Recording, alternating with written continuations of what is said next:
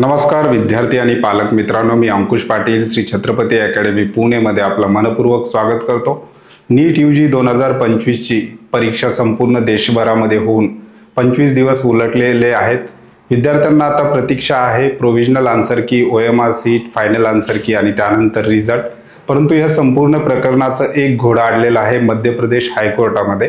मध्य प्रदेश मधल्या इंदोर शहरामध्ये काही सेंट्रल मधील विद्यार्थ्यांनी मध्य प्रदेश हायकोर्टामध्ये धाव घेतलेली होती की परीक्षा देत असताना लाईटची व्यवस्था त्या ठिकाणी नव्हती। त्या दिवशी वातावरण खराब असल्यामुळे सेंटरवरची लाईट गेलेली होती आणि त्यामुळे हे विद्यार्थी मध्य प्रदेश हायकोर्टामध्ये गेलेले होते। त्या प्रकरणाची लेटेस्ट अपडेट आपण आजच्या व्हिडिओमध्ये पाहणार आहोत। चॅनलवर नवीन असाल तर अशाच माहितीपूर्ण व्हिडिओसाठी श्री छत्रपती अकॅडमी पुणेच्या YouTube चॅनलला सबस्क्राइब करा। त्याचबरोबर अशाच प्रकारचे महत्त्वपूर्ण अपडेट्स तुम्हाला तुमच्या मोबाईलवर हवे असतील तर श्री छत्रपती अकॅडमी पुणेचं कट ऑफ मंत्र ॲप आहे, त्याच्यामध्ये न्यूज आणि अलर्ट याच्यामध्ये आपण अपडेट त्या ठिकाणी विद्यार्थ्यांना देत असतो। अँड्रॉइड ॲपची लिंक त्याचबरोबर आयफोनची लिंक सुद्धा डिस्क्रिप्शन बॉक्समध्ये दिलेली आहे, त्या ठिकाणी जाऊन तुम्ही चेक करू शकता। सध्या काय अपडेट आहे, आज या प्रकरणाची हेअरिंग होणार होती, त्या संदर्भातले काय महत्त्वाचे अपडेट आलेले आहेत ते सुद्धा आपण पाहणार आहोत। ही दैनिक भास्कर मध्ये आलेली आजची बातमी आहे। याच्यामध्ये त्यांनी आज जी काही हेअरिंग होणार होती ती हेअरिंग पुढे गेल्याचं सांगितलेलं आहे। याचं कारण त्यांनी दिलेलं आहे की ही जी काही हेअरिंग पुढे जाण्याचं जे कारण दैनिक भास्कर मध्ये दिलेलं आहे, याच्यामध्ये त्यांनी सांगितलेलं आहे की हेअरिंगची जी काही केस होती ती त्या नंबर न आल्यामुळे आज त्या ठिकाणी होऊ शकलेली नाही। म्हणजेच हेअरिंगचा जो नंबर आहे तो आज आलेला नाही, त्यामुळे पुढची तारीख सुद्धा अद्याप आपल्याला कळालेली नाही।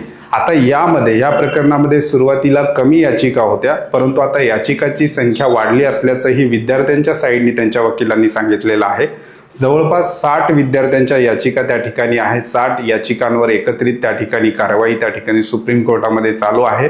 आजची हेअरिंग पुढे गेलेली आहे, आज हेअरिंग होणार होती ती सुद्धा आता थांबलेली आहे। आता हे जे काही प्रकरण आहे, सुरुवातीला आपल्याला हे छोटं प्रकरण वाटत होतं, परंतु याचा परिणाम NTA वेबसाईटवर सुद्धा होताना आपल्याला पाहायला मिळतो। प्रोविजनल आन्सर की अद्याप विद्यार्थ्यांची यायला पाहिजे होती। जसं NTA सुरुवातीपासून जर आपण बघितलं तर बाकी जे काही अपडेट्स आहेत ते डेटच्या अगोदर NTA त्या ठिकाणी विद्यार्थ्यांना दिलेले होते, परंतु अद्याप प्रोविजनल आन्सर की त्याचबरोबर विद्यार्थ्यांची OMR सीट आलेली नाही, त्याच्यावर चॅलेंजेस करण्यासाठी सुद्धा विद्यार्थ्यांना वेळ दिला जातो। ते NTA नेमकं कधी देणार आहे हे सुद्धा आपल्याला भविष्य काळात पाहावं लागणार आहे।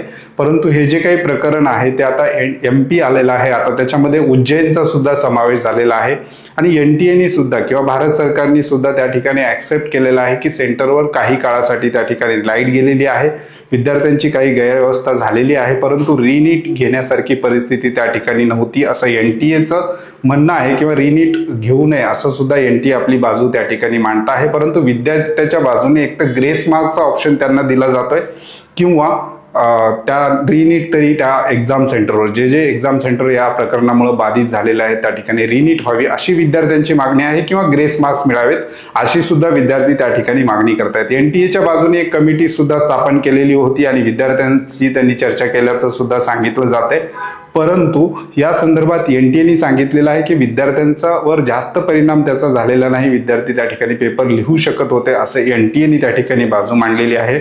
आणि एवढं महत्त्वाचं प्रकरण असल्यामुळे जे काही MP हायकोर्ट आहे त्याच्यामध्ये याचा नंबर अगोदर येणं अपेक्षित होता, परंतु या केसचा नंबर आज लागलाच नाही, त्यामुळे ह्या केसची नेक्स्ट हिअरिंग नेमकी कधी आहे याविषयी अद्याप तरी अपडेट नाही। ही जी काही लेटेस्ट बातमी आहे याची लिंक मी तुम्हाला डिस्क्रिप्शन बॉक्समध्ये देणार आहे।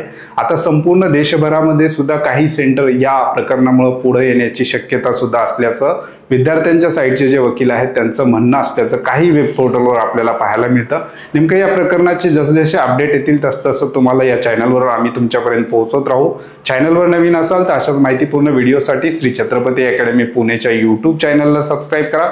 त्याचबरोबर नीट UG पेड काउन्सिलिंग सर्व्हिससाठी डिस्क्रिप्शन बॉक्समध्ये आमचे कॉन्टॅक्ट नंबर त्याचबरोबर ॲड्रेस दिलेला आहे, त्या नंबरला कॉल किंवा मेसेज करून तुम्ही आमच्या पेड काउन्सिलिंग सर्व्हिसविषयी अधिक माहिती घेऊ शकता।